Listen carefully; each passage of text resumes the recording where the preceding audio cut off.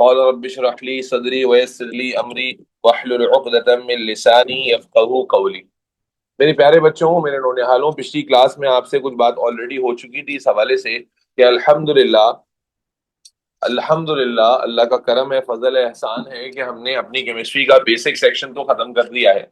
अब इसके बाद की जो जर्नी है, ये वो वैल्यूएबल जर्नी है जहां पर शायद कि मैं आपके लिए सही मानों में फायदेमंद साबित हो सकूं। हमारी कोशिश भी यही रहेगी। और अगर ये बात मैं और आप मिलकर मुमकिन बना पाए तो इंशाअल्लाह towards the very end of your syllabus आप केमिस्ट्री को लेकर इस इत्मीनान के साथ एग्जाम देने जाएंगे कि आपका पेपर आपकी एक्सपेक्टेशन से अच्छा होगा। हाँ, जरूरी ये है कि आपने इस पूरे दौरान में अपनी कंसिस्टेंसी को नहीं छोड़ना। और मैं फिर आपसे हाथ जोड़कर ये रिक्वेस्ट करता हूँ कि नवंबर का सेकेंड हाफ तक तो मुझे पता है आप सीरियस रहते हैं। दिसंबर में जब आपके स्कूल में मिड्स हो रहे होते हैं, जो भी बच्चे स्कूल वाले हैं, जो बहुत सारे बच्चे स्कूल वाले हैं, बहुत सारे प्राइवेट हैं, दैट इज द टाइम जहां आपने मैनेजमेंट को शो करना है अपनी। ठीक है, मैं दिसंबर में आप पर टेस्ट या होमवर्क का लोड शायद कम कर दूं, और फिर इवेंचुअली दिसंबर के लास्ट पार्ट में आपने यहाँ भी मिड्स देने हैं। तो इसलिए उस दौरान में अगर आप इनकंसिस्टेंट रहे ड्यू टू एनी रीजन, और रीजन क्या होगा, सर वो स्कूल का पेपर है तो मैं छुट्टी कर लूं, तो बात ये है कि फिर ये मेरे लिए जो है ना, इस बात की अलामत होगी कि आप वफा परस्ती में बहुत पीछे हैं। और फिर टुवर्ड्स द एंड जब ये मकाफात अमल होगा कि जब एंड में आपको मेरी ज्यादा जरूरत होगी, तो वो बच्ची जो मेरे पास बैठी थी दिसंबर में और छुट्टियां नहीं कर रही थी, या वो बच्चा जो नहीं कर रहा था और मेरी बात को वैल्यू कर रहा था, मैं भी उसे उस बात की वैल्यू ज्यादा दूंगा। इसलिए ये बात मैं इसलिए पहले से अर्ज कर रहा हूँ कि दिसंबर के अंदर, खासतौर पे 15 दिसंबर के बाद या 18 दिसंबर के बाद 2-4 दिन लगातार क्लासेस भी हम आमतौर पे रख लेते हैं। 18 दिसंबर के बाद शायद 18, 19, 20 को भी कोई एक्स्ट्रा लगातार क्लासेस, मतलब इस तरह की चीजें होती हैं। अब उसमें अगर आप बीइंग स्टूडेंट एब्सेंट हो गए तो बेटा काम खराब हो जाएगा, बड़ा काम खराब हो जाएगा। इसलिए अब ये जो नवंबर है, दिसंबर है, जनवरी है, आप मुझे मिड ऑफ फरवरी तक का भरपूर टाइम दें। उसके बाद इंशाअल्लाह ताला आप देखेंगे कि चीजें फिर रिकॉल और रिवाइज होना शुरू हो जाएंगी। और ये प्लान मैं आपसे इसलिए बार बार डिस्कस कर रहा हूँ कि खास तौर पे जब स्कूल में मिड्स आ जाते हैं ना, तो बच्चे गायब होना शुरू हो जाते हैं। और ठीक है, वो गायब इसलिए होते हैं कि स्कूल में एग्जाम्स हो रहे हैं, तो भाई यहाँ मैं क्या डांडिया खेलना सिखा रहा हूँ? ये भी तो स्कूल एग्जाम में ही काम आने वाली चीज है। हाँ ठीक है, जाहिर है हमने स्टार्ट स्क्रैच से किया था, तो हमें वहां तक पहुंचने में थोड़ा सा टाइम लगता है। ठीक है जी। जो बात है प्रैक्टिस को लेकर, तो मैं कई दफा बता चुका हूं कि आप अपनी समझ लीजिए कि मिड ऑफ मार्च तक आप अपने हर एक टॉपिक को इंडिविजुअली प्रैक्टिस कीजिए। और मिड ऑफ मार्च से लेकर जब तक आपका एग्जाम नहीं होता, मार्च का सेकेंड हाफ, अप्रैल, ये टाइम होता है ईयरली पास पेपर्स करने का। ईयरली करते हुए आपको इस बात को नहीं सीखना होता कि चैप्टर में से क्या आ रहा है, वो तो टॉपिकल में सीख चुके होते हैं। ईयरली सीख करते हुए आपको ये बात सीखनी होती है कि क्या अचानक से जब कोई चीज आती है तो आप उसको ग्रिप कर पाते हो कि फला चैप्टर सवाल आ गया या फला चैप्टर सवाल आ गया। और क्या आप मैनेजमेंट ऑफ टाइम को लेकर तो पुअर नहीं हो, डिसीजन मेकिंग को लेकर तो पुअर नहीं हो। इस तरह की चीजें आप ईयरली पास पेपर्स करते हुए सीखते हैं। एंड आपका साथ इंशाल्लाह, जिंदगी सलामत रही तो छोड़ेंगे नहीं। जब ईयरली हम आपको कराएंगे और आपसे करवाएंगे तो आप इंजॉय करेंगे हर वो बच्चा जिसने टुक टुक करके अपनी पढ़ाई की होगी इंशाल्लाह। चले बेटा, पिछली क्लास में मैंने आपको बताया था कि मोल्स एंड स्टेशियोमेट्री की तरफ हम जाएंगे। और ये चैप्टर कितना इंपॉर्टेंट है, मैंने आपके सामने बोर्ड पर लास्ट क्लास में ही जिक्र कर दिया था कि ये चैप्टर नहीं है, ये पूरा एक सेक्शन है। और इस सेक्शन को करने के लिए आपको सबसे पहले नंबर वन दो तीन चीजें सीखनी है। नंबर वन, एक तो कैलकुलेटर आपके पास होना लाजमी है, क्योंकि उसके बगैर तो एक दूसरे का मुंह देखते रहोगे। दूसरी चीज, कैलकुलेटर यूज करना भी सीखना है, क्योंकि this is a very common observation कि कैलकुलेटर यूज करने में बहुत ज्यादा बच्चा स्ट्रगल करता है, इश्यूज आते हैं उसको। वो कहता है सर मेरा आंसर नहीं आ रहा, सर मैं भी देखें कैलकुलेटर पे यही लिख रहा हूं लेकिन मेरा आंसर नहीं आ रहा। भाई आप कैलकुलेटर पे जैसा इनपुट डालेंगे कैलकुलेटर वैसे ही आंसर देगा। तो अगर आप इनपुट ही गलत डालेंगे तो कैलकुलेटर आंसर भी गलत ही प्रोवाइड करेगा। इसलिए इनपुट कैसे डालना है वो सारी चीजें समझनी है। देखिए आज है 13 नवंबर।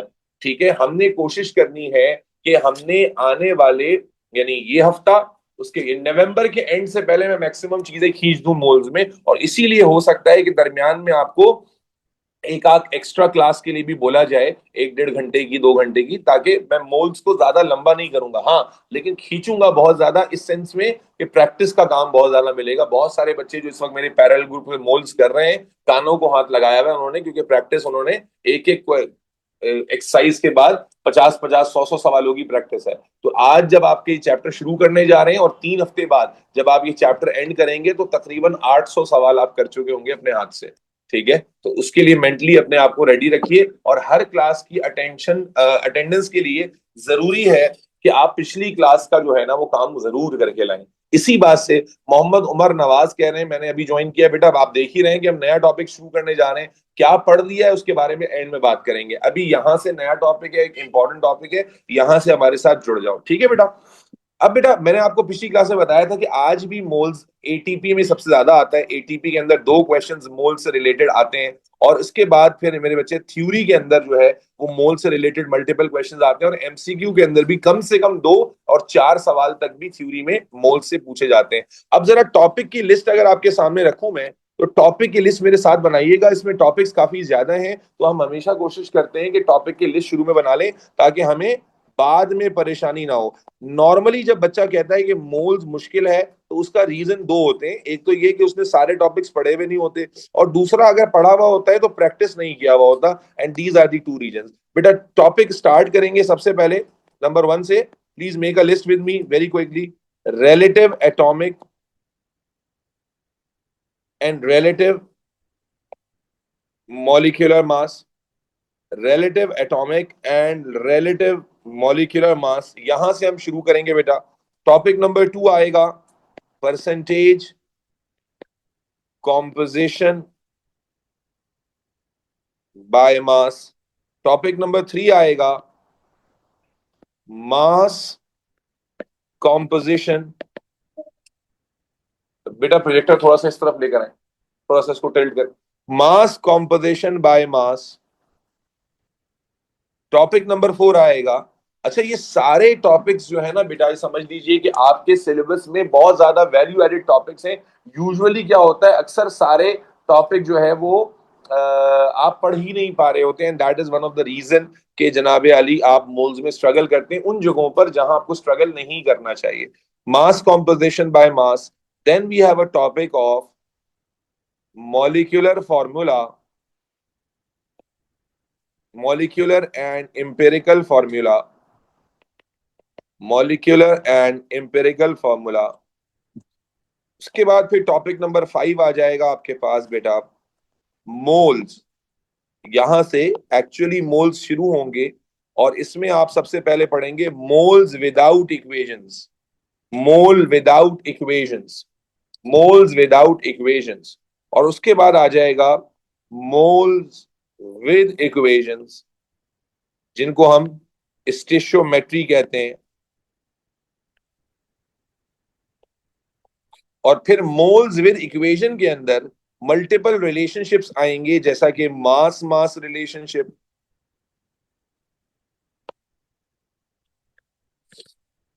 मास वॉल्यूम रिलेशनशिप, इसी तरह फिर वॉल्यूम वॉल्यूम रिलेशनशिप, फिर कंसंट्रेशन मास रिलेशनशिप, फिर कंसंट्रेशन वॉल्यूम रिलेशनशिप, फिर concentration concentration relationship, C for concentration. Multiple relationships आपको पढ़ाए जाएंगे। ये सारा कुछ करने के बाद फिर आपके पास टॉपिक नंबर 7 आएगा, कॉन्सेप्ट ऑफ लिमिटिंग रिएक्टेंट। उसके बाद टॉपिक नंबर 8 आएगा, concept of reactant in excess. Topic number 9 आएगा, परसेंटेज यील्ड। टॉपिक नंबर 10 आएगा, परसेंटेज प्योरिटी। टॉपिक नंबर 11 आएगा, वाटर ऑफ क्रिस्टलाइजेशन। कोई टॉपिक छोड़ेंगे नहीं, सारे कर डालेंगे। Water of crystallization, water of crystallization. और टॉपिक नंबर 12 आएगा, ये जीसी में इस साल ऐड हुआ है, ठीक है, आईजीसीएसई में पहले से था, जीसी में टॉपिक नंबर 12 इस साल ऐड हुआ है, और ये है आइसोटोपिक अबंडेंस। जो हमारे आईजीसीएसई वाले बच्चे हैं उनका तो ये टॉपिक शुरू से ही था, लेकिन जीसी सिलेबस में जो ओ लेवल सिलेबस है उसमें ये टॉपिक इस साल ऐड हुआ है बेटा। ठीक है, आइसोटोपिक अबंडेंस का। तो ये आप देखें कि 12 टॉपिक की मैंने लिस्ट बनाई है, और ये लिस्ट मैं खुद भी इसलिए हमेशा मोल्स में बनाता हूं ताकि मैं खुद भी कराते हुए ना भूल जाऊं कि कौन सा टॉपिक रह गया है। काफी सारे टॉपिक्स हैं, और जाहिर है कि अगर आप अवोगैड्रो कॉन्सेप्ट इसी में आ गया बेटा, वो कहाँ आएगा? यूसुफ आप छोड़ दें, टॉपिक की डिस्ट्रीब्यूशन आप मुझ पे छोड़ दें, तो ये सारे टॉपिक्स आपको आने चाहिए। और वंस आपको ये सारे टॉपिक्स आते हैं, ठीक है, तो बहुत ही आसानी के साथ जो है आप चीजें कर लेंगे। यकीन कीजिए कि मोल्स मुश्किल नहीं है। और एक बात मैं और भी बताता चलूं कि ये टॉपिक ऐसा टॉपिक है कि अगर आप अगले साल ए लेवल्स में चले गए, और अगर आपने ए लेवल्स में भी साइंसेस का कॉम्बिनेशन लिया, ठीक है ना जी उमैमा, ये मास स्पेक्ट्रोमेट्री का ही टॉपिक है Umaima, this is mass spectrometry का टॉपिक, ठीक है। तो मैंने इसी लिख दिया। तो मैं ये कह रहा था, अगले साल अगर आप ए लेवल्स में चले गए तो ए लेवल्स का चैप्टर 1 भी मोल्स ही है। ठीक है, ए लेवल्स केमिस्ट्री स्टार्ट होती है मोल्स से, और कोई भी ए लेवल टीचर आपको मोल्स नहीं पढ़ाता। वो कहता है ओ लेवल्स में पढ़कर तो आए हो, इसका मतलब ये नहीं कि वो छुड़वाना चाह रहा है, इसका मतलब ये है कि मोल्स जो है वो जो आप ओ लेवल्स में सीखेंगे वो ए लेवल्स में भी वही चलेगा। मतलब ऐसा नहीं, सवाल थोड़े लंबे हो जाएंगे, मेथड वही रहेगा। और इसीलिए हम जो मुश्किल वाले मोल्स हैं, खासतौर पर ये वाले, उसके लिए हम वो मेथड यूज करेंगे कि वो हमें ए लेवल्स में भी एज इट इज अप्लाई करना पड़े, तो कुछ नई बात ऐड नहीं करनी पड़े। आमतौर पे क्या होता है ओ लेवल्स के अंदर ना, ये थोड़े शॉर्टकट मेथड से हम कर लेते हैं, लेकिन फिर ए लेवल्स में वो बच्चे आगे फंस जाते हैं क्योंकि फिर शॉर्टकट नहीं लग रहा होता। तो हम जो पैटर्न यूज करेंगे वो वंस फॉर ऑल है, बस वो एक बार सीख लिया तो आगे भी वही चलता रहेगा। टॉपिक नंबर 5 था moles with equations. Moles with equation. चले भाई, अब टाइम चूंकि कम है, याद रखें मैं थोड़ी, आपको ये फील होगा कि सर बहुत तेज जा रहे हैं, मजबूरी है भाई 12 टॉपिक कराने। अगर मैं एक क्लास में एक एक टॉपिक कराऊंगा तो फिर तो अल्लाह अल्लाह खैर से अल्लाह बहुत लंबा हो जाएगा, इसलिए स्पीड तो पकड़नी है। ठीक है जी, चलो जी पहला टॉपिक शुरू करते हैं, relative atomic and relative molecular mass. Relative atomic and relative molecular मास। तो बेटा ये पहले से डिस्क्लेमर है कि थोड़ा सा आपको मेरी स्पीड के साथ मैच करना पड़ेगा, और होमवर्क बहुत अच्छे से करना पड़ेगा बेटा। जिन ग्रुप में ये स्टार्ट हो गया और बच्चों ने होमवर्क नहीं किए, तो अगली क्लासेस उनको अलाउ नहीं की मैंने, और वो ऑनलाइन वाले भी रिमूव हुए और ऑफलाइन वाले भी। Relative relative atomic and relative molecular masses, ये हमारा पहला टॉपिक है जहां से हम बात शुरू करेंगे। हालांकि ये टॉपिक अगर मैं ना भी कराऊं तब भी कुछ नहीं होगा, लेकिन कराने से फायदा होगा। तो बेटा शुरू करते हैं विदाउट वेस्टिंग फर्दर टाइम। सबसे पहले हम जो बात लिखी हुई देख रहे हैं वो है atomic mass, relative atomic mass, जिसका सिंबल हम बचपन से कई दफा अपनी केमिस्ट्री में यकीनन पढ़कर आए होंगे। क्या सिंबल यूज होता है रिलेटिव एटॉमिक मास के लिए? Symbol of AR। और एक है रिलेटिव मॉलिक्यूलर मास, जिसके लिए सिंबल यूज होता है MR। जरा तवज्जो दीजिएगा मेरे बच्चे, रिलेटिव एटॉमिक मास ये टर्म जब बोली जाती है, ऐसा नहीं है कि आपने कभी सुना नहीं है, पढ़ा नहीं है, बल्कि अगर जिंदगी में किसी भी पॉइंट पर थोड़ी सी केमिस्ट्री भी आपने स्कूल में पढ़ी है तो आपने पढ़ा होगा कि कार्बन का मास 12 है, ऑक्सीजन का मास 16 है, हाइड्रोजन का मास 1 है जी, नाइट्रोजन का मास 14 है, सल्फर का मास, ये मासेस आपने पढ़ रखे हैं नहीं पढ़ रखे हैं?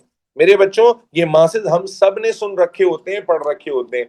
हालांकि मुझे ये मासेस ही यूज करने हैं, लेकिन मैं कभी भी इससे आगे नहीं बढ़ता ये बताए बगैर कि ये मासेस जो आप पढ़ते हैं, जब लिखा जाता है कि हाइड्रोजन का मास 1 है, जब लिखा जाता है कि नाइट्रोजन का मास 14 है, जब लिखा जाता है कि ऑक्सीजन का मास 16 है, तो हम ये अज्यूम कर लेते हैं कि ऑक्सीजन के एक एटम का मास 16 होगा, या हम ये अज्यूम कर लेते हैं कि नाइट्रोजन के एक एटम का मास 14 होगा, या हम अज्यूम कर लेते हैं कि हाइड्रोजन के एक एटम का मास 1 होगा, या हम अज्यूम कर लेते हैं कि कार्बन के एक एटम का मास 12 होगा। ये अजम्पशन गलत है, ये अजम्पशन गलत है। ये बात मुझे बहुत ज्यादा हर एक बच्चे को मेरी क्लास में पता होनी चाहिए कि केमिस्ट्री में जो मासेस हम पढ़ते हैं, ये मैं एटॉमिक स्ट्रक्चर में भी बता चुका हूं कि केमिस्ट्री में जो मासेस हम पढ़ते हैं वो एक्चुअल मासेस नहीं होते। और आप हेडिंग में भी देखें तो एक्चुअल नहीं लिखा हुआ है, क्या लिखा हुआ है? रिलेटिव एटॉमिक मास लिखा हुआ है। तो मैं ज्यादा लंबा नहीं करूंगा क्योंकि ये मेरा टॉपिक नहीं है, लेकिन मेरे तमाम बच्चे जो बाद में भी ज्वाइन हुए हैं, तो बेटा you must know very clearly कि केमिस्ट्री में हम एक्चुअल यानी एक जब हम लिखते हैं ना हाइड्रोजन का मास 1 AMU है, इसका मतलब ये नहीं होता कि हाइड्रोजन के एक एटम का मास 1 है। या जब हम लिखते हैं ऑक्सीजन का मास 16 AMU है, इसका मतलब ये नहीं होता कि ऑक्सीजन का मास 16 है, बल्कि ये तो रिलेटिव मास है। अब सवाल ये है कि सर रिलेटिव मास क्या होता है? तो बेटा उसके लिए मैं सिंपल सी एग्जांपल से हमेशा बात समझाता हूं, एक दफा में उम्मीद है सबको समझ में आ जाएगी। भाई मैं कहता हूं नूर साहब का मास 100 किलो है, नूर साहब का मास 100 किलो है, तलहा का मास 50 किलो है, और हमदा फातिमा का मास 25 किलो है, 25 kg है। करेक्टर याद रखिएगा, हमदा का मास है 25 kg, तलहा का मास है 50 kg, और चलो और अयूब का मास है, अयूब के बगैर तो एग्जांपल ही पूरी नहीं होगी, 100 kg, और नूर साहब का मास है, इंपॉर्टेंट बात है, 200 kg। ठीक है, ये एक्चुअल मासेस है, सही है जी। हमने जो है ना एक्चुअल मासेस को कैलकुलेट किया, यहां लिखा। ठीक है, अब अगर मैं ये एक्चुअल मासेस यूज ना करना चाहूं, बल्कि मैं क्या करूं कि मैं हमदा के मास को स्टैंडर्ड बना दूं, या चलो हमदा को छोड़ो, तलहा के मास को बना दूं स्टैंडर्ड, कंपैरेटिव स्टैंडर्ड, और मैं ये कहूं कि नूर साहब का मास जो है वो ट्वाइस है, 2x है कंपेयर टू तलहाज मास, तो क्या ये इंफॉर्मेशन सही है या गलत है? गलत है। कौन कह रहा है गलत है भाई? ओ सॉरी, 4 टाइम्स है, सही, ठीक है, 200 था ना, तो 200 मुझे अपने लिए हजम नहीं हुआ। तो अगर मैं कहूं कि नूर साहब का मास जो है वो तलहा के मास का 4x है, 4 टाइम्स है, ये इंफॉर्मेशन ठीक है ऑनलाइन वालों? यस। या मैं कहूं कि अयूब का मास ट्वाइस है तलहा के मास के, तो ये बिल्कुल ठीक है या नहीं है? या मैं कहूं कि हमदा का मास हाफ है, तब भी ये इंफॉर्मेशन क्या है, ठीक है। लेकिन क्या हाफ एक्चुअल नंबर था? क्या ट्वाइस एक्चुअल नंबर था? या 4 एक्चुअल नंबर था? नहीं। ये 4 वाली बात उसी वक्त तक ठीक है जब तक मैं इसको किससे कंपेयर कर रहा हूं, तलहा के मास से। तलहा के मास से कंपेयर करके अगर नूर साहब का मास बता रहे हैं तो ये 4 ठीक है, वरना ये 4 ठीक नहीं है। अगर तलहा के मास से कंपेयर करके अयूब का मास बता रहे हैं तो 2 ठीक है, वरना ठीक नहीं है। तो मेरे बच्चे ये जो 2, हाफ, 4, ये जो नंबर्स आए ना, इन्हीं को क्या कहते हैं, रिलेटिव नंबर्स कहते हैं। रिलेटिव, रिलेटिव का मतलब जब किसी चीज से रिलेट करके आप फिगर कोट कर रहे हो। समझ आ रही है बात? तो हम केमिस्ट्री में दुआ एंड पीछे बच्चों एक्चुअल मासेस यूज नहीं करते। सवाल ये कि सर क्यों यूज नहीं करते? क्योंकि एक्चुअल मासेस तो एटम्स के बहुत ही कम होते हैं। एक्चुअल मासेस एटम के इतने छोटे होते हैं कि उनको लिखना पढ़ना और उनको मैथमेटिकली कैलकुलेट करना सारी चीजें नेग्लिजिबल है। क्यों? अगर मैंने पहले भी शायद जिक्र किया था कि एक एटम का जो हाइड्रोजन है ना, उसके एक एटम का मास ये होता है 1 2 3 4 5 6 7 8 9 10 11 12 13 14 16 17 18 19 20 21 22 23 24 ये होता है एक हाइड्रोजन एटम का सही मास। अब यहां जब मैं ये वैल्यू लिखता हूं तो नाउ दिस मेक सेंस कि एटम जितना छोटा होता है उसका मास भी इतना कम ही होना चाहिए। लेकिन बताइए ये वैल्यू लिखना, याद रखना, एक एटम के लिए, हाइड्रोजन के लिए अलग होगी, ऑक्सीजन के लिए अलग, तो ये मुश्किल हो जाएगा ना। और फिर ये वैल्यू छोटी कितनी है? इतनी छोटी है कि ये वैल्यू मैथमेटिकली तो नेग्लिजिबल है। आप मैथ्स में क्या सीखते हो कि जब कोई वैल्यू बहुत छोटी हो जाती है तो उसको क्या कर देते हैं? मैथ्स में क्या करते हैं? अगर मैं आपसे कहूं कि मेरे पास है 100, मेरे पास है 100.0000000000068 रुपीज, तो आप वो 100 के बाद जो 00 के बाद 68 है, आप बोलोगे भाई छोड़ो उसको, छोड़ो 100 इग्नोर कर दोगे ना। तो एटम की वैल्यू तो उससे भी कम होती है। बात समझ आ रही है? तो इसलिए हम साइंटिस्ट ने, केमिस्ट ने मैथमेटिकल जुगाड़ बनाया। क्या जुगाड़ बनाया? कि rather than using actual values हम क्या करेंगे, रिलेटिव नंबर्स लेंगे, यानी एटम के एक्चुअल मासेस नहीं बल्कि एटम के मासेस को रिलेट करके यूज करेंगे। किससे रिलेट करके? जैसे अभी मैंने 25 kg अभी तलहा को स्टैंडर्ड बनाया, इसी तरह केमिस्ट्री में स्टैंडर्ड बनाया गया किसको बेटा? मास ऑफ प्रोटॉन को। ये बात आपको बताई जा चुकी है कि केमिस्ट्री में हमने किसको स्टैंडर्ड सेट किया? प्रोटॉन को। सवाल ये है कि प्रोटॉन को ही क्यों स्टैंडर्ड सेट किया बेटा? रीजन इज कि हम जब एटम पढ़ते हैं तो हमें पढ़ाया गया कि एटम में इलेक्ट्रॉन का नंबर चेंज होता है, एटम में न्यूट्रॉन का नंबर भी चेंज होता है, बट एटम में वाहिद पार्टिकल जो कभी चेंज नहीं होता वो क्या होता है? प्रोटॉन। और ये जब हम जितने भी मासेस केमिस्ट्री में पढ़ रहे हैं ना, असल में ये हम एक प्रोटॉन से रिलेट करके बता रहे हैं। यानी जब मैं कहता हूं ऑनलाइन वालों कि ऑक्सीजन का मास 16 AMU है, इसका मतलब क्या होता है कि ऑक्सीजन का एक एटम एक प्रोटॉन से कितना हैवी है? 16 टाइम्स हैवी है। जब मैं कहता हूं कि सल्फर का मास 32 है, तो 32 is not the actual figure, बल्कि इसका मतलब है सल्फर का एक एटम एक प्रोटॉन से कितना हैवी है, 32 टाइम्स हैवी है। जब मैं कहता हूं यूरेनियम का एक एटम 292 है, तो इसका क्या हो गया, इसका क्या मतलब होता है कि भाई एक एटम जो है वो 292 टाइम्स हैवियर होगा किससे, एक प्रोटॉन से। और ये एक प्रोटॉन वाली बात मैं आपको पहली दफा नहीं बता रहा, आप ऑलरेडी रट्टा मार के आते हो इसका, 1/12 पार्ट ऑफ कार्बन। अगर कभी आपने गौर किया हो कि 1/12 पार्ट ऑफ कार्बन असल में इंडिकेट करता है किसको, एक प्रोटॉन को। सर कैसे इंडिकेट करता है एक प्रोटॉन को, कार्बन के पास 6 प्रोटॉन और 6 न्यूट्रॉन होते हैं, तो जब आप 1/12 लिखोगे दैट इंडिकेट्स 1 प्रोटॉन। खुलासा ये कि मैं इस बहस में लंबा नहीं जाना चाहता। क्या मेरे तमाम बच्चे ऑनलाइन और आप लोग बेटा समझ गए कि केमिस्ट्री में हम एक्चुअल मासेस यूज नहीं कर रहे, केमिस्ट्री में हम कौन से मासेस यूज कर रहे हैं, रिलेटिव। और रिलेटिव मास वो होता है जिसको हम किसी चीज से क्या करते हैं, रिलेट। तो हम केमिस्ट्री में किस चीज से रिलेट करके बताते हैं मासेस को, प्रोटॉन से। क्यों, क्योंकि प्रोटॉन एक ऐसा पार्टिकल है जो स्टैंडर्ड बनाया जा सकता है as number of proton remains constant in every atom. Is this clear? तो अब मेरे बच्चे ये बात तो मैंने सिर्फ नॉलेज के लिए तुम्हें बता दी, अब just quickly make a list of atomic masses. एक लिस्ट बनाएंगे जो इस पूरे चैप्टर में सबको काम आएगी। तो एक तरफ मैं एलिमेंट लिख रहा हूं और एक तरफ उनके मासेस लिख रहा हूं, तेजी से लिस्ट बना लें। वैसे तो एग्जाम में आपके पास पीरियोडिक टेबल अटैच होकर आ जाएगा, लेकिन अभी लिस्ट बनाना क्यों जरूरी है, क्योंकि बेटा अभी बार बार पीरियोडिक टेबल थोड़ी दिखाते रहेंगे। तो केमिस्ट्री में जो कॉमन एलिमेंट्स हम यूज करने वाले हैं उनके मासेस की एक लिस्ट बना रहा हूं बेटा, जल्दी से करेंगे टाइम जाया किए बगैर। हाइड्रोजन 1, सॉरी बेटा लिस्ट लंबी चलेगी ना थोड़ी सी। तो हाइड्रोजन 1 आ गया बेटा, कार्बन 12 आ गया, नाइट्रोजन 14 आ गया, ऑक्सीजन 16 आ गया, फ्लोरीन 19 आ गया। ये सारे रिलेटिव मासेस है बच्चों। क्या मतलब हुआ रिलेटिव मासेस का, कि all these masses are told in relation to और in relative relation to proton. ठीक है जी। अब उससे फायदा क्या हुआ, नंबर होल नंबर बन गए, नंबर आसान हो गए। यस, फ्लोरीन 9, ये कॉमन वाले मासेस लिख रहा हूं बेटा। अब बच्चे कहते हैं सर याद करने हैं, तो मैं हमेशा कहता हूं कि बेटा प्रैक्टिस के साथ जितने याद हो जाए उतना अच्छा है, क्योंकि आपका टाइम बचता है एग्जाम में बहुत ज्यादा। बार बार पीछे देखना, बार बार कॉपी करना डेटा। और फिर एक और मसला बहुत ज्यादा होता है कि पीरियोडिक टेबल से उठा रहे, एटॉमिक मास की जगह एटॉमिक नंबर उठा लेते हैं। तो ये भी एक मसला होता है, गधों की तो कोई कमी नहीं है ना। तो इसलिए अगर आपकी प्रैक्टिस में आपको जो है वो जहन में होंगे वैल्यूज, तो उससे नुकसान नहीं होगा, फायदा ही होगा। एल्यूमिनियम 27, इसी तरह फिर आ गया आपके पास फॉस्फोरस 31, सल्फर 32। असेंडिंग ऑर्डर में लिख रहा हूं मैं ताकि 35.5, potassium, K is potassium, Ca is calcium, then we have iron। Please सही से नोट कीजिएगा कि पूरे चैप्टर में काम आएंगे। 56, सिर्फ कॉमन वाले लिख रहा हूं ताकि जो है वो बार बार हमें वक्त जाया ना करना पड़े। जिंक, यानी जो ओ लेवल में बार बार आपको यूज करने पड़ेंगे, Ag 108 और लेड Pb 107। ठीक है, a very simple list of those common element जो हम यूज करने वाले हैं।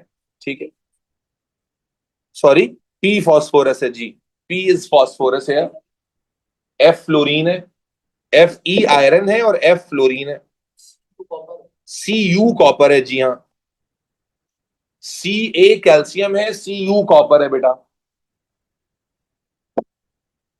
What is AG, AG is silver, AG is silver बेटा। PB is lead, PB is lead. Done. तेज, सी यू के नीचे है जेड एन, जिंक। भाई नहीं, जिंक, जिंक मर्क्यूरी का, AG is not mercury, H G mercury होता है, एजी तो सिल्वर होता है बेटा। एच जी हमें नहीं लिखा, मैंने सारे एलिमेंट थोड़ी लिख दिए भाई, जो कॉमनली यूज होते हैं वो लिखे। एजी के नीचे पीबी लिखा हुआ है, PB is lead. Yes yes yes Yuvraj, that's correct. अच्छा मेरे बच्चे, ये लिखने के बाद अब हेडिंग बनाए, पहली कैलकुलेशन की तरफ जा रहे हैं, रिलेटिव मॉलिक्यूलर मासेस। ठीक है, वैसे तो समथिंग वेरी सिंपल, लेकिन अभी मैं कराऊंगा तो पता चलेगा कितना सिंपल है। रिलेटिव मॉलिक्यूलर मासेस, हेडिंग बनाएंगे बेटा, पहला टॉपिक शुरू कर रहे हैं, relative molecular masses, relative molecular masses, symbol बेटा याद रखेंगे MR।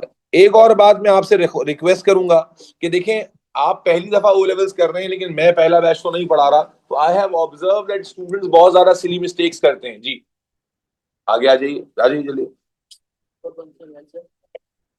और सिली मिस्टेक्स करने का एक बहुत बड़ा रीजन होता है स्टेप्स छोड़ना। देखें, जो बच्चे मैथ्स में तेज है ना, वो तो संभाल लेते हैं। मैथ्स की खूबसूरती है कि अगर आप शॉर्टकट से करें, लॉन्ग मेथड से करें, सही कर रहे हैं तो आंसर सही पहुंचेंगे। लेकिन बहुत सारे बच्चे होते हैं जिनको आता भी नहीं है ना, उनको यानी 2+2 का आंसर कैलकुलेटर पे अगर 5 आ जाए तो वो बगैर सोचे लिख देंगे। ठीक है, या अगर कहीं पर माशाल्लाह, आइए आइए आइए, लॉन्ग टाइम नो सी। ओके चलो भाई, वक्त जाया नहीं करते। रिलेटिव मॉलिक्यूलर मास, बेटा आपने केमिस्ट्री का जब लेक्चर नंबर 1 लिया था सिलेबस सेशन का, तो आपको वहां बताया गया था कि मॉलिक्यूल क्या होता है। बेटा जब एटम्स केमिकली कंबाइन होते हैं, जब एटम्स आपस में केमिकली कंबाइन होते हैं तो क्या बनता है? मॉलिक्यूल या कंपाउंड बनता है। जब एटम्स केमिकली आपस में कंबाइन हो जाते हैं, अच्छा केमिकली कंबाइन हो गए, हमें क्या पता चलेगा? तो आपने देखा है कि जब एटम्स एक साथ लिखे जाएं, जब आपने लिखा V2O5, जब आपने लिखा H2O, जब आपने लिखा CaCO3, जब आपने लिखा HCl, ये सब क्या है? केमिकल कॉम्बिनेशन है जिनको आप फॉर्मूलाज के फॉर्म में लिख रहे होते हैं। तो बेटा अगर फॉर एग्जाम्पल एक मॉलिक्यूल या कंपाउंड है जिसको मैंने और अयूब ने मिलकर बनाया है, अब उसका मास कैसे निकालेंगे? भाई अयूब का अपना रिलेटिव मास है, मेरा अपना रिलेटिव मास है, तो कंपाउंड का मास कैसे निकालोगे? कि अयूब का मास प्लस मेरा मास। मास जाया तो नहीं कर देंगे ना, is equal to MC square थोड़ी पढ़ रहे हैं कि जब दोनों आपस में कंबाइन हुए तो मास खत्म हो जाएगा। ठीक है, तो बेटा मॉलिक्यूल या कंपाउंड का मास कैसे निकाला जाएगा? कि अगर एक एटम में 50 एटम, एक मॉलिक्यूल में 5 एटम्स हैं, तो पांचों के एटॉमिक मासेस को, रिलेटिव एटॉमिक मासेस को क्या कर दिया जाएगा? सम कर दिया जाएगा। क्या कर दिया जाएगा? सम। तो ये डेफिनेशन कई दफा लिखने के लिए आ चुकी है, पहले डेफिनेशन लिखो फिर कैलकुलेशन की तरफ चलते हैं। Sum of relative, Zuhair Ghani, behave yourself, beta. Sum of relative atomic masses of all the atoms present in a molecule or a compound. Sum of atomic masses of all the atoms present in a molecule or a compound is called MR or relative molecular mass. क्या लिखा हुआ है कि बेटा सम करना है किसका? Of all the atoms, sum of relative atomic masses of all the atoms. कौन से ऑल द एटम भाई? जो प्रेजेंट है इन अ मॉलिक्यूल और अ कंपाउंड। जो मॉलिक्यूल या कंपाउंड में एटम्स मौजूद हैं, उनके मासेस को क्या कर लें? सम। अब बेटा गौर से देखिएगा, कुछ लिखिएगा नहीं, मैं 3 तरह की एग्जांपल कराऊंगा, बस कैलकुलेटर हाथ में रखिएगा ताकि आप मेरे आंसर्स निकाल सकें। 3 तरह की एग्जांपल्स कराऊंगा, 3 तरह की एग्जांपल्स मॉलिक्यूलर मासेस में आती हैं। स्टार्ट करेंगे सिंपल वन से, एक एक दो दो, एक एक दो दो, और उसके बाद फिर मुश्किल एग्जांपल्स की तरफ जाऊंगा जहां पर मॉलिक्यूलर मासेस निकालने में भी गलती कर देते हैं बच्चे। ठीक है जी, तो आए शुरू करते हैं। Let's begin with some simple examples. तो पहला एग्जांपल मैं आपके सामने रखने जा रहा हूं बेटा, NaOH की। अगर आप गौर से देखें तो NaOH किस कौन कौन से एलिमेंट से बना हुआ है भाई? Na, O और H। तो हमने क्या करना होगा? सारे एटम के मास को सम करना होगा। तो बेटा Na का मास कितना होता है? आपने कहा Na का मास सम करेंगे O के मास से और H के मास से। अब Na का मास होता है 23, O का मास होता है 16 और यहां होता है 1, तो ये हमारे पास कितना आ गया? 40। सिंपल, बिल्कुल सिंपल सी एग्जांपल से शुरू किया है। प्लीज रुकिएगा, मैं रुकूंगा नहीं बेटा, देखिएगा, मैं रुकूंगा नहीं, प्लीज देखिए जरा, इधर देखिए बेटा। पहले सीख लें, उसके बाद आपसे ही करवाऊंगा बेटा, टेंशन क्यों ले रहे हैं? CaCO3 कैसे निकालना है भाई? मास, कैल्शियम का मास प्लस कार्बन का मास प्लस ऑक्सीजन। अब कितने ऑक्सीजन है बच्चों? 3 ऑक्सीजन है, तो जाहिर है सबका मास सम होना चाहिए, यस और नो? ठीक है ना? तो बेटा अब कैल्शियम का मास कितना है? 40, कार्बन का मास कितना है? 12, ऑक्सीजन का मास कितना है? 16 इंटू 3, तो ये आ जाएगा 100। यस, मेथड को लेके कोई गड़बड़ नहीं होनी चाहिए पीछे, गर्ल्स बॉयज, क्लियर है? ठीक है जी, एक और सिंपल एग्जांपल देखें, फिर एक स्टेप आगे लेके जाऊंगा आपको। तीसरा एग्जांपल देखें, आपसे कहा गया H2SO4। हाँ भाई, कौन कौन से एलिमेंट है? हाइड्रोजन है, हाइड्रोजन कितने हैं? 2 हैं। सल्फर कितना है? 1 है। और ऑक्सीजन कितने हैं? 4 है। तो अब हाइड्रोजन का मास कितना होता है बेटा? 1 इंटू 2 प्लस सल्फर का मास 32 प्लस ऑक्सीजन का मास 16 इंटू 4। तो सॉल्व करने पर आपको मिल जाएगा 98। इसी तरह एक चौथी और आखिरी एग्जांपल देखिए, फिर नेक्स्ट कैटेगरी की एग्जांपल्स कराऊंगा। एक एग्जांपल ले लेते हैं KClO3। जी कौन कौन से एलिमेंट्स मौजूद हैं? पोटेशियम है प्लस क्लोरीन है प्लस ऑक्सीजन है इंटू 3 है। तो पोटेशियम की जगह 39 उसका मास आ गया। Boys and girls everybody must be clear बेटा। ऑक्सीजन की जगह 16 इंटू 3 आ गया, तो हमारे पास आ गया 122.5। ठीक है जी। ये हो गई पहली कैटेगरी की एग्जांपल्स, जहां पर आपने सिंपल क्या करना होता है। आपका नाम क्या था? इंशरा, सॉरी, मनाहिल। मनाहिल, हम मोल्स एंड स्टोइचियोमेट्री का लेक्चर नंबर 1 अटेंड कर रहे हैं इस वक्त, और यहां आप सीख रहे हैं calculation of relative atomic sorry relative molecular masses by simply adding up these atomic masses. ठीक है, अब ये वैल्यू लिस्ट आपको बराबर वाली लिखवा देंगी। अब आ जाए बेटा कैटेगरी नंबर नेक्स्ट। पांचवा एग्जांपल देखिएगा बेटा।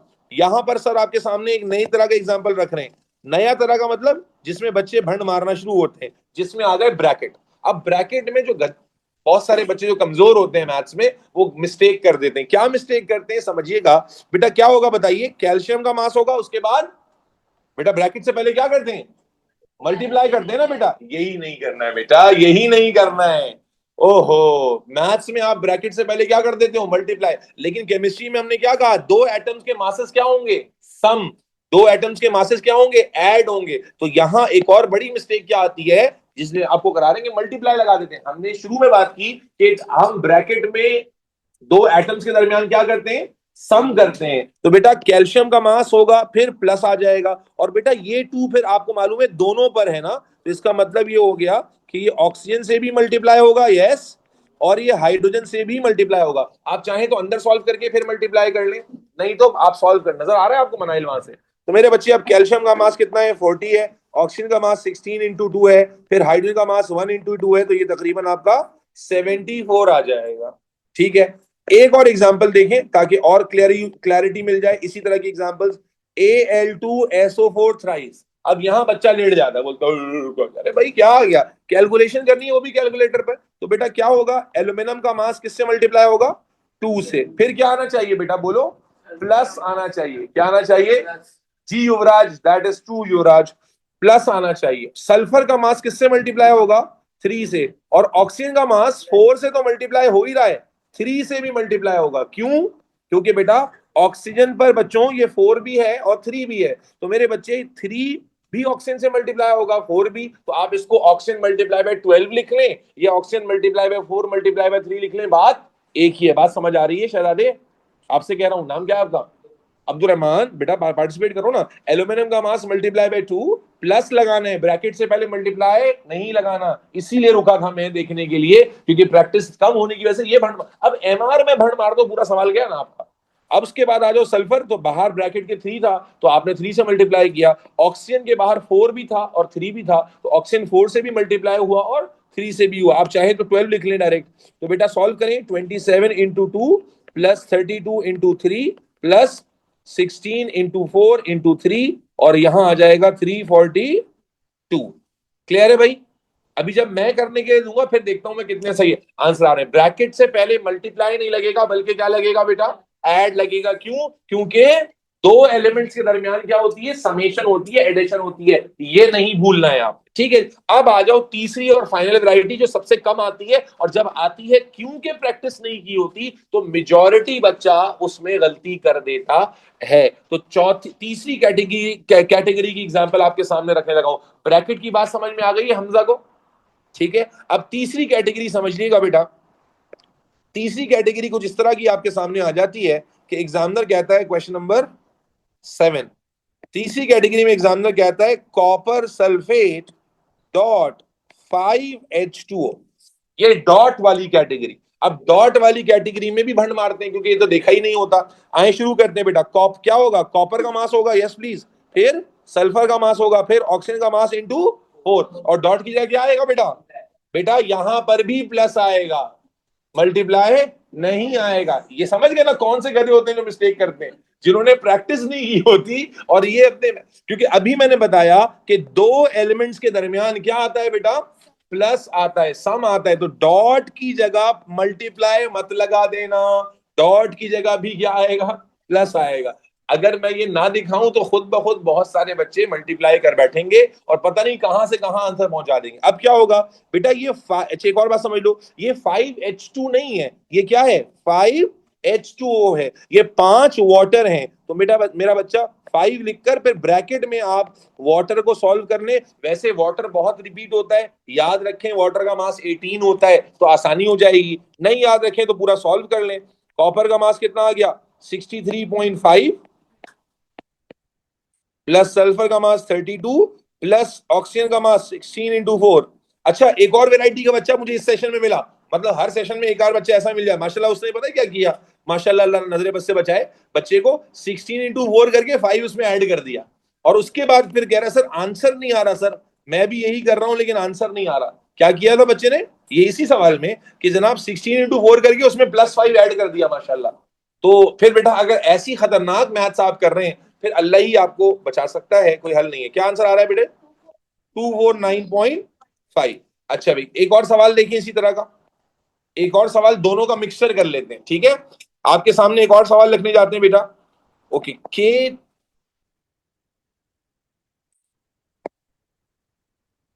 18 आ रहा है, इसको सॉल्व करें, याद रखें ना जल्दी हो जाता है। जितनी चीजें, ये जो अक्सर बच्चे ना, मैं आपको एक तारीफ करूंगा मैं, जो हमारे इंटर और मैट्रिक के बच्चे हैं ना, इनका सिलेबस उतना बुरा नहीं है, लेकिन इनका पेपर पैटर्न इतना घटिया है कि बच्चे रट्टे लगा लेते हैं। लेकिन यकीन कीजिए कि वो बच्चे अपने कुछ रट्टों की वजह से आपसे बहुत आगे हो। और मैं आपको एक कन्फेशन देता हूँ, ए लेवल्स केमिस्ट्री में ना बहुत सारे मुश्किल टॉपिक्स हैं, मैं आपको बताता हूँ। वैसी दिमाग में आ गई बात कि ए लेवल्स केमिस्ट्री में बहुत सारे मुश्किल टॉपिक्स हैं जिसमें बच्चे थर थर थर थर थर कांपते हैं। लेकिन जब वो यहाँ पर करते हैं कहते सर ये तो कॉलेज में बहुत मुश्किल लगा तो वो कैसे हो गया कि एक जमाना था जब मैं एमडी कैट वालों को प्रिपेयर कराता था, तो उस उनको लिए ना वो इंटर वाले रट्टे बड़े काम आते थे। तो वो जब वो रट्टा पैटर्न उनको दिमाग में बिठा दिया जाए ना, तो यकीन करें वो मुश्किल मुश्किल सवालों यूं कर लेते हैं। तो कुछ चीजों को याद कर लेना आपके लिए बड़ा फायदेमंद होता है। हमारे ओ लेवल वाले बच्चों में क्या एक कीड़ा होता है सुलेमानी किस्म का, नहीं सर हम तो कॉन्सेप्ट वाले बच्चे हैं, हमें कॉन्सेप्ट, भाई ठीक है कॉन्सेप्ट होना चाहिए और होना भी चाहिए, लेकिन कहीं पर अगर आपकी कोई चीज हल होती है किसी बात को याद कर कर, तो वो आसानी है, अपने लिए आसानी पैदा करें। खैर तो बेटा अगला सवाल देखते हैं। बेटा बातें फिर आवाज आ रही है, कौन है ये कमबख्त, लड़कियां बातें नहीं कर रही लड़के बातें कर रहे हैं, कोई हाय बद्दुआ लग जाएगी मेरी तुम लोगों को। ओके बेटा, MgNO3 टॉइस .6H2O।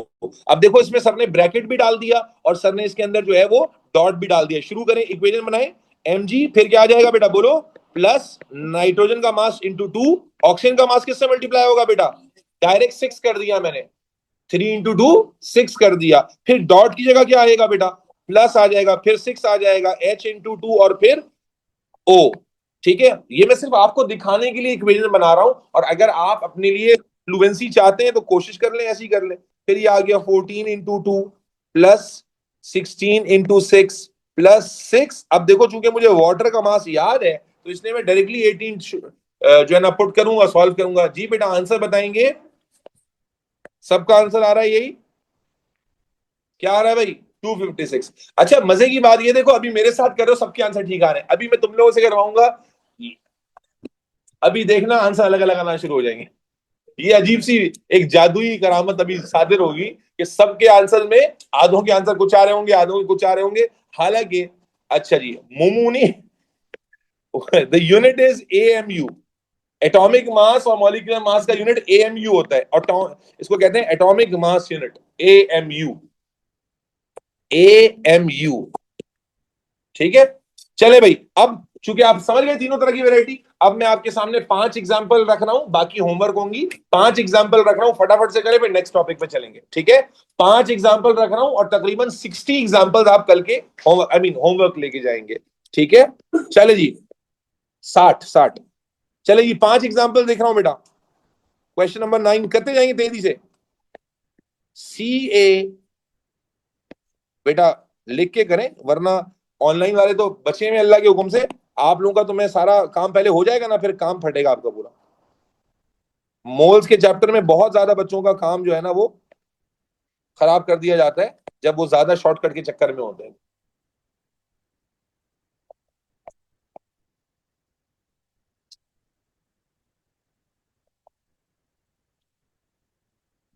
ये आपको फ्लुएंसी देने के लिए हो रहा है भाई।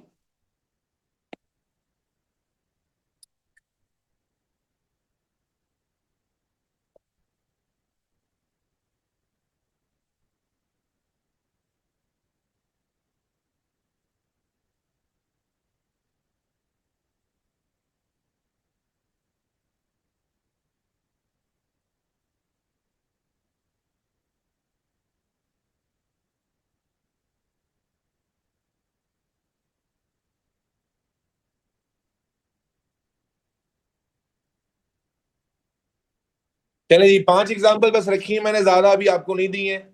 फटाफट से 5 एग्जाम्पल निपटाएं फिर आगे चलेंगे। जो नया बच्चा था क्लास में, हो रहा है बेटा? कौन था ये जिसकी फर्स्ट क्लास थी आज? उमर नवाज। बेटा सॉल्व हो पा रहा है? उमर, उमर नवाज सॉल्व कर रहे हो? उमर रिस्पॉन्ड करो। दुआ की भी फर्स्ट क्लास है, अच्छा। दुआ सॉल्व हो रहा है बेटा? दुआ, दो दो दुआ हो गई। मेंटली सॉल्व कर रहा हूं? अरे भाई मेंटली सॉल्व करना कोई सॉल्व करना नहीं होता, ये वर्किंग चाहिए भाई। मेंटली सॉल्व करना क्या सॉल्व कर, ये ओरल मैथमेटिक्स का कॉम्बिनेशन हो रहा है क्या? ये कौन सा लॉजिक है मेंटली सॉल्व कर रहा हूं? भाई मेंटली सॉल्व करने का मुकाबला थोड़ी है, लिख कर सॉल्व करने का मुकाबला है।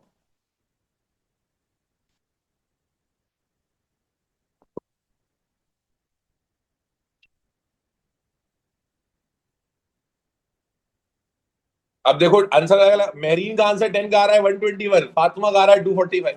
अब देखो करामत जाहिर होना शुरू हो गई।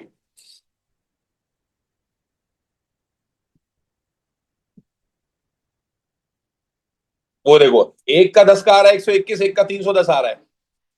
माशाल्लाह, अब करामत जाहिर होना शुरू हो चुकी है।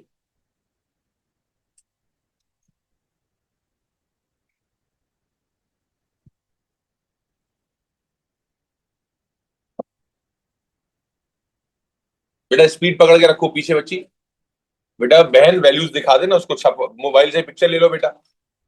मैं लिखवा रहा था उस वक्त, आप आई नहीं थी, इसके बगैर नहीं कर पाओगी।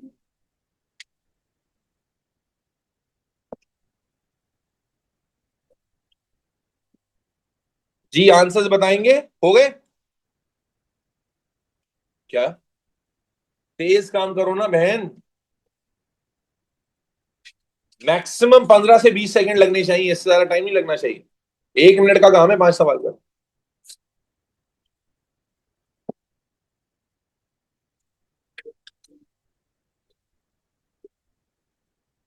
21 किसका आंसर आ रहा है यार? इतना छोटा तो मैंने कोई नहीं दिया है।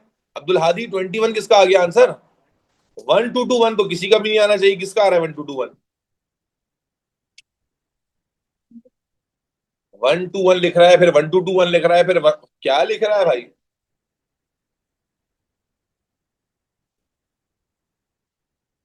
जुबारिया है क्लास में? जुबारिया, जुबारिया ऑनलाइन है जी। Take screenshot, I join. अरे यार ये मत करो फरवा, क्यों ज्वाइन लेट किया? अभी तो तुम फिर बड़ा पीछे मसला हो जाएगा भाई। मोल्स तो सर बिल्कुल बुलेट ट्रेन की स्पीड से लेके जाएंगे आपको।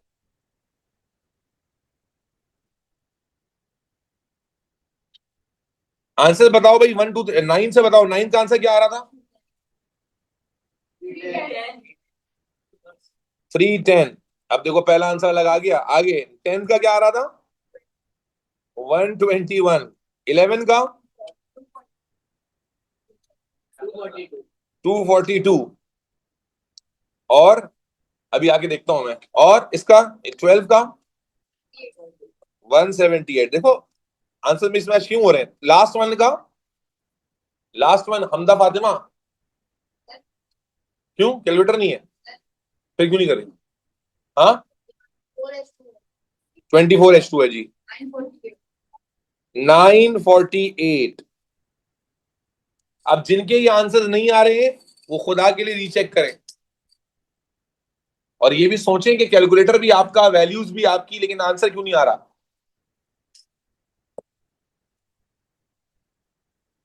बेटा अभी मैंने बताया था Aima, Bilal sorry Bilal Baig, AMU, AMU।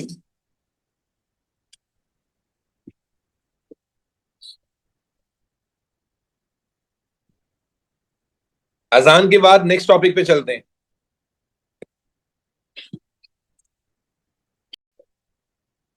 Okay guys and girls, बेटा जल्दी से बात करें तो जो बच्चे कह रहे हैं बेटा आंसर नहीं आ रहा, देखो अपनी इक्वेशन को चेक कर लो, ठीक है। Fe का मास आ गया, नाइट्रोजन का मास 3 से मल्टीप्लाई होना चाहिए और ऑक्सीजन का मास 9 से। तो मनीहा यासीन, उम्मीद है कि तुम्हारा आंसर इसके बाद आ जाएगा। और फिर भी नहीं आ रहा तो अपनी वर्किंग सेंड कर दो, क्योंकि देखो समझो कि आंसर आना चाहिए ना एक दफा में। और बेटा उमैमा बिल्कुल 948 ही आएगा, अगर आपने सेवरल टाइम चेक किया तो सेवरल टाइम आप यही गलती कर रही हूँ यकीनन। आप देखें K × 2 प्लस सल्फर का mass plus oxygen into 4 plus 27, यानी एल्यूमिनियम का into 2 plus sulphur into 3 plus oxygen into 12, जाहिर है कि बाकी 24 इंटू वाटर का मास, तो 948 ही आएगा बेटा। जाहिर है ऐसा तो नहीं ना कि आपके लिए अलग आएगा बाकियों के लिए अलग आएगा। तो अपनी गलती ढूंढें, और अगर नहीं मिल रही तो दोबारा से एक बार पिक्चर लेके भेज दें मुझे, जब क्लास के बाद देखेंगे तो पता चलेगा क्या गलती की है। बाकी लोग जाहिर है कि कोई ना कोई मिस्टेक होती है, ठीक है। 10 भी एक्सप्लेन कर दें। 10 में क्या मसला था भाई? 10 बेटा सोडियम का मास मैं एक्सप्लेन क्या करूं, जो मैं पहले बता रहा था वही बताऊंगा ना बेटा। Na का मास प्लस N का मास प्लस O × 3, फिर डॉट की जगह प्लस पे 2, और फिर H × 2 प्लस O। इसमें अगर आपने ऐसा ही किया है तो गलत नहीं आना चाहिए बेटा। यानी इक्वेशन आएगी 23 प्लस 14 प्लस 16 इंटू 3 प्लस 2 × 18। ये इक्वेशन बनेगी सीधी सीधी। अब देखो बेटा, ये मैं किसी को ना इंसल्ट करने के लिए नहीं कह रहा हूं, ये मतलब don't take it as a disrespect but take it as a sign of worry कि हम लोग O3 में हैं, ग्रेड 11 के बच्चे मैथ पढ़ रहे हैं, पता नहीं परमुटेशन कॉम्बिनेशन प्रोबेबिलिटी ट्रिग्नोमेट्री पता नहीं क्या क्या पढ़ रहे हैं, और हमसे कैलकुलेटर यूज करते हुए, स्टैंडर्ड कैलकुलेटर भी नहीं है ये, साइंटिफिक कैलकुलेटर यूज करते हुए हमसे अगर कैलकुलेशन सही ना होना, याद रखें जितने भी न्यूमेरिकल क्वेश्चंस होते हैं ना उनको एक गो में ठीक करना है। If you know the method, अगर आपको मेथड समझ में आ गया तो वन गो में ठीक होना चाहिए। क्योंकि देखो जब आप गलत आंसर निकाल रहे हो तो मैथ एरर आ रहा है क्या? क्या कैलकुलेटर बोल रहा है मैथ एरर? नहीं, कैलकुलेटर तो आंसर दे रहा है और आप उस आंसर को सही समझ के लिख दोगे। और आप सोचो एटीपी में क्या होता है। एटीपी में ये होता है कि एक पार्ट में जो आंसर आ रहा होता है वो अगले पार्ट में यूज हो रहा है, उसके बाद वाला आंसर अगले पार्ट में यूज हो रहा है। तो अगर आपने एक पार्ट में गलती की तो सारे आंसर गलत हो जाएंगे। अब उसमें फिर एग्जामिनर आपको अगर ईसीएफ दे दे, एरर कैरी फॉरवर्ड दे दे, तो एक नंबर कटेगा, नहीं देगा तो पूरा पूरा सवाल ही कट जाएगा। तो इसलिए आप इस उसके मरूने में थोड़ी रिलाई कर सकते हो, एक दफा में सही आना चाहिए आंसर बेटा, ठीक है। अनलेस अंटिल आपको मेथड में इशू है, अगर मेथड में इशू है तो मुझे बताएं कि सर ये समझ में नहीं आया कि मल्टीप्लाई कैसे करेंगे जी। बेटा मल्टीप्लाई होगा ना बेटा, आप जब आंखें यूं यूं कर रहे थे ना उस वक्त मैं ये एग्जांपल में यहाँ समझा रहा था, देखिए रेफरेंस के लिए एग्जांपल दिए, मल्टीप्लाई होगा बेटा, ठीक है। ओके बेटा मेरा बच्चा अब जल्दी से आ जाए, जाने से पहले अगले 7 मिनट आपसे लूंगा और एक टॉपिक और कराऊंगा। हेडिंग बनाइए percentage composition by mass. Heading बनाए बेटा तेजी से, परसेंटेज कॉम्पोजिशन बाय मास। ये सवाल बहुत ज्यादा हमें एग्जाम में देखने को मिलते हैं एमसीक्यूज के अंदर। परसेंटेज कॉम्पोजिशन बाय मास, बेटा ये सवाल इस तरह के होते हैं। अब आ गया ना बेटा परसेंटेज कॉम्पोजिशन बाय मास। अब देखो एग्जाम में तो किससे कंपेयर करोगे, अभी तो आंसर कंपेयर करके पता चल गया मेरा गलत आ रहा है, लेकिन एग्जाम में नहीं पता चल सकता। अब बेटा परसेंटेज कॉम्पोजिशन बाय मास ऐसे सवाल होते हैं जिसमें बच्चे फंसते हैं, क्यों? कोई डेटा ही गिवन नहीं होता। तो अगर आपने पहले से किया हुआ नहीं है ना तो आपसे नहीं होगा, अगर पहले से किया हुआ है तो यू नो के करना है। अब देखो क्या निकाला, एग्जामिनर कहेगा परसेंटेज बताइए, परसेंटेज कॉम्पोजिशन बताइए फला एलिमेंट की, फला चीज की, फला चीज की। तो बेटा परसेंटेज जब आ गया तो परसेंटेज निकालना तो आप बचपन से सीख ही रहे हो कि जब कोई टेस्ट होता है तो टेस्ट में जो आपके थोड़े से मार्क्स आते हैं डिवाइडेड बाय बहुत बड़ा टोटल, क्या करते हैं आप परसेंटेज कैसे निकालते हैं? टेस्ट हुआ 50 नंबर का, आपके आए 12 मार्क्स, तो 12 को आपने न्यूमिनेटर में रखा, डिवाइड किया आपने 50 से और मल्टीप्लाई किससे किया? 100 से, तो परसेंटेज आ जाती है। सेम मेथड यहां पर भी अप्लाई होगा, ठीक है जी। क्या होगा बेटा देखिएगा, एग्जामिनर सवाल कैसे रखता है आपके सामने, सवाल देख लीजिए। एग्जामिनर कहेगा, क्वेश्चन नंबर कौन सा हो गया 14, क्वेश्चन नंबर में एग्जामिनर कहेगा फॉर एग्जांपल H2SO4 में सल्फर का परसेंटेज बताइए, what is the percentage of sulphur in this compound, ठीक है जी। कैसे करना है बेटा, सोल्यूशन देख लीजिए। परसेंटेज ऑफ सल्फर निकालना है तो उसका मतलब सल्फर का मास आपने ऊपर रखना है, डिवाइड करना है किससे बेटा, टोटल मास से, और मल्टीप्लाई किससे करना है बेटा, 100 से। दोबारा से देख लीजिए, सल्फर का मास कितना होता है बेटा, 32। नीचे पूरा कैलकुलेशन आ जाएगा कैसे, हाइड्रोजन का मास 1 into 2 प्लस सल्फर का मास 32 अगेन। देखो 32 ऊपर भी आया, 32 नीचे भी आया बेटा। और माशाल्लाह हमारे पास ऐसे बच्चे भी हैं अल्हम्दुलिल्लाह कि क्या करते हैं, वो 32 को 32 से कैंसिल भी कर देते हैं, बोलते हैं सर मैथ्स है, सर मैथ्स। तो भाई 16 into 4 into 100 बेटा, कैलकुलेटर में रख के सॉल्व करेंगे, क्या आंसर आ रहा है। परसेंटेज ऑफ सल्फर कितनी आ रही है बेटा, 32.5 आ रही है। हाँ भाई 32.6 आ रही है, 5 आ रही है, 6 आ रही है, 6% आ रही है। ठीक हो गया। अब एक और सवाल देख लीजिए, 2-3 वर्जन देख लें उसके बाद फिर आगे चलेंगे। 15 क्वेश्चन देखें, एग्जामिनर कहता है कि भाई लेट्स से एग्जामिनर कह देता है आपको K2S2O8 में ऑक्सीजन का परसेंटेज बताएं। किसका परसेंटेज बताएं, ऑक्सीजन का। परसेंटेज समझिएगा बेटा, नहीं बेटा कैन दे आस्क, अरे परसेंटेज कॉम्पोजिशन का टॉपिक है, वो ग्राम में क्यों पूछेगा, अजीब टॉपिक ही परसेंटेज निकालने का है। तो युवराज तुम कोई मतलब खुदाई कसम शुगर है तुम कोई लड़की नहीं हो, है। तुम जो होते ना ये हाइपर सेंसिटिव जो तुम्हारी हरकतें हैं, वो ये हो गया तो ये हो गया था, अरे भाई जो हो गया पहले वो तो सीखो। अच्छा ऑक्सीजन का परसेंटेज निकाल, तो ऑक्सीजन का परसेंटेज कैसे निकालेंगे भाई, तो ऑक्सीजन कितने, एक है कि 8 है, 8 है, तो बेटा परसेंटेज निकालनी है तो आठों का मास कंसिडर करना पड़ेगा, यस और नो। ठीक है, तो ऑक्सीजन इंटू 8 हो गया, मल्टी डिवाइडेड बाय, बोलो बेटा, पूरे कंपाउंड का मास मल्टीप्लाई बाय 100, यानी कि 16 into 8। बेटा 8 से क्यों मल्टीप्लाई किया, एवरीबडी ऑनलाइन क्लियर, क्योंकि भाई 8 ऑक्सीजन है ना, तो परसेंटेज ऑफ ऑक्सीजन निकालेंगे तो आठों का मास कंट्रीब्यूट करेंगे। और यहां क्या हो जाएगा, 39 into 2, yes, plus 32 into 2 plus 16 into 8 again multiply by 100। जी बेटा सॉल्व करें, 40 47.4%, यही आ रहा है सबका ऑनलाइन वालों। बेटा मेथड समझ में आ रहा है। बेटा आपको क्या कहा था, ऑक्सीजन की परसेंटेज निकालें, ठीक है। तो आपने क्या सीखा कि जिसकी परसेंटेज निकालने को कहा जाएगा उसका मास न्यूमिनेटर में रखेंगे, डिवाइड करेंगे टोटल कंपाउंड के मास से, मल्टीप्लाई करेंगे 100 से। तो आपने 8 ऑक्सीजन का मास न्यूमिनेटर में रखा, डिवाइड किया पूरे मास से, मल्टीप्लाई किया 100 से। ठीक है जी, ऑक्सीजन की सिंगल एटम नहीं बेटा, ऑक्सीजन का इस मॉलिक्यूल में परसेंटेज बताना है, तो वो 8 ऑक्सीजन मिलकर आए हैं तो मिलकर ही परसेंटेज होगी ना बेटा। ऐसा तो नहीं होता कि आपसे एग्जामिनर कहता है कि टेस्ट में आपने परसेंटेज बतानी क्वेश्चन नंबर 1 से, वो भाई 8 क्वेश्चन जैसे किए हैं, आठों में जो मार्क्स मिलेंगे उससे टेस्ट की परसेंटेज आएगी ना।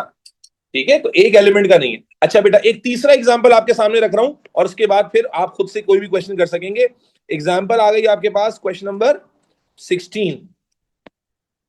एग्जाम्पल आ गई, Na2CO3 डॉट 10H2O।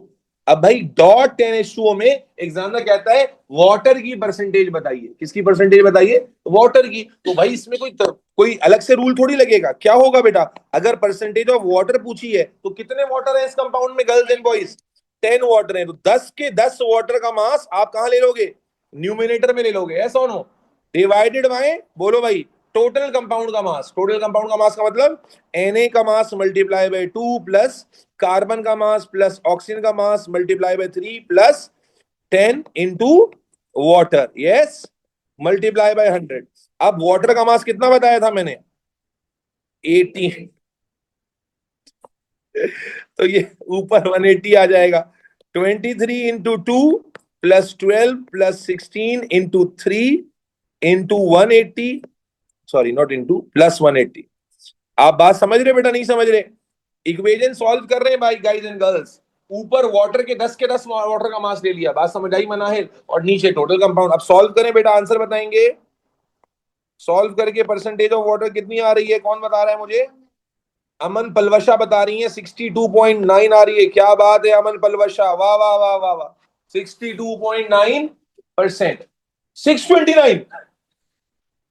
दुआ क्या 100 से भी ऊपर परसेंटेज जाएगी, तो अब मैंने कहा इसी वैरायटी में हम बात कर रहे थे कि हमारा बच्चा इतना जीनियस भी होता है कि बेटा क्या जाएगी दुआ, मुझे बताओ, परसेंटेज जाएगी 100 से ऊपर? हाँ, दुआ कोई मिस्टेक कर दी है बेटा आपने? ठीक है, बात समझ आई परसेंटेज कॉम्पोजिशन निकालने की? यस और नो? बेटा क्लियर है?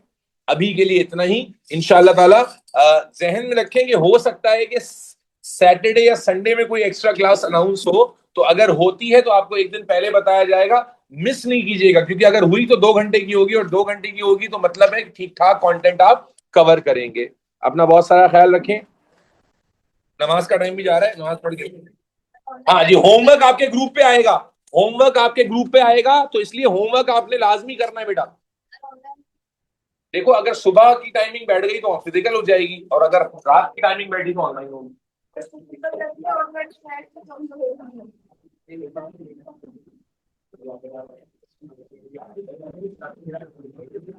अच्छा, उमर नवाज, सिलेबस हमने क्या किया हुआ है बेटा, मैं बता देता हूं आपको जल्दी से।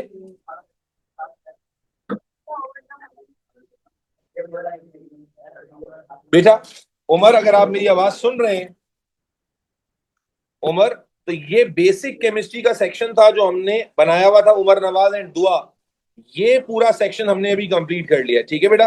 ये सेक्शन है बेसिक केमिस्ट्री का जो हम कंप्लीट कर चुके हैं, और इस वक्त आप पढ़ रहे हैं स्टीशियोमेट्री का चैप्टर यहां से। इसके बाद फिर 1 2 ये सारा, ये ऑर्गेनिक और इनऑर्गेनिक का पार्ट जो है वो हमारा बाकी है।